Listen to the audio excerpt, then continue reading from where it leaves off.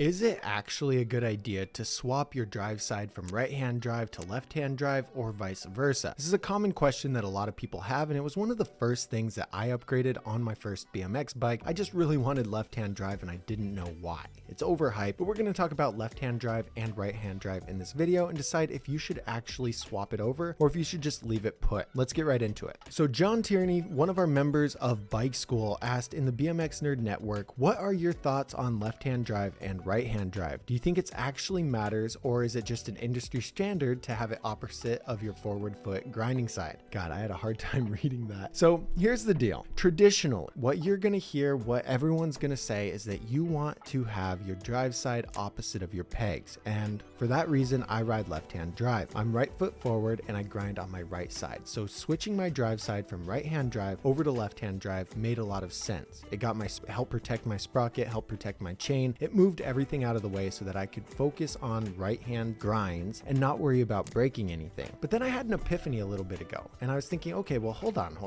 That makes sense. But what about those guys who ride 4 pegs, which is very common nowadays? Back then, I think it was a little less common, or maybe just in what I like to ride, it was less common. But I built up a bike, I put on 4 pegs, and I still went left-hand drive, and I don't really know why. If I'm gonna grind on the left side and the right side, does it really matter which side my hub's on? And so for this reason, I'm gonna say it is a little bit overhyped and it doesn't necessarily make sense. I think that if you're switching it over as a beginner just to get your sprocket and your chain out of the way, because let's face it, beginners do have some mishaps when they're learning grinds, and sometimes you might slam down on your sprocket, break your chain, break your sprocket, and it might be best to learn those grinds with everything on the opposite side. But it's not like a huge thing. In my head back then when I switched over, I thought this was like a deal breaker. I thought if I didn't switch everything over, I was going to ruin my bike and maybe even ruin my life. And so it was just a big deal to me. But the more I think about it, the more I ride BMX, the older I get, I don't think it's that big of an issue. I think that if you want to swap it over and you want to have everything out of the way